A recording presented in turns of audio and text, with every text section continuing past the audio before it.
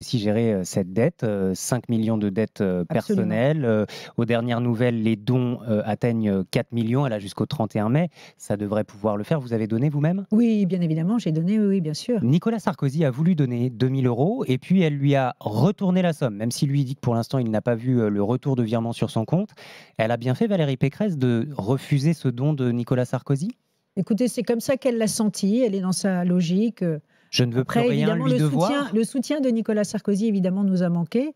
Il n'en reste pas moins que moi j'ai beaucoup de respect, pour Nicolas Sarkozy. Ça a été un grand président et voilà, moi je suis pas la porte-parole de Nicolas Sarkozy, Alors mais je justement, pense qu'en effet son soutien lui a beaucoup manqué et a beaucoup manqué à notre famille politique. réécoutons-vous parce que vous étiez déjà venu nous voir dans la matinale week-end il y a 2 mois tout pile.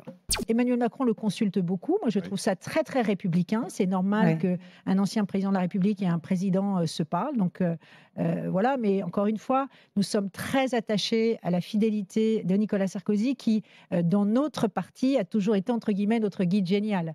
Et donc, on aimerait beaucoup qu'il soutienne évidemment la candidate de notre famille politique. Guide génial, Oui. vous continuez de le dire, Agnès Ben, je Evrel, le même si regrette. Ben, je l'ai toujours pensé. Vous savez, encore une fois, il a fait partie des fondateurs de notre famille politique. Donc, on aurait évidemment aimé qu'il soutienne sa famille politique. il a Il ne sa l'a part de pas. responsabilité dans Il- la défaite?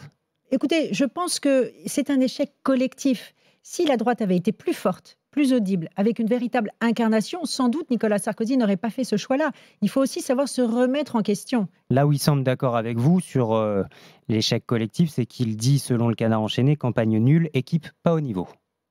Oh, écoutez, je trouve qu'il a été, il a été assez dur, mais encore une fois, moi je le redis, il faut tirer les enseignements de cette défaite cuisante sans aucune concession. Dépasser le concept de l'UMP, c'est ce que vous nous disiez tout à l'heure. Aurélien Pradier, le député du Lot, qui est d'ailleurs pressenti pour, succéder à Christian Jacob à la tête de votre parti, dit qu'il faut carrément rompre avec le sarkozysme. Il appartient au passé.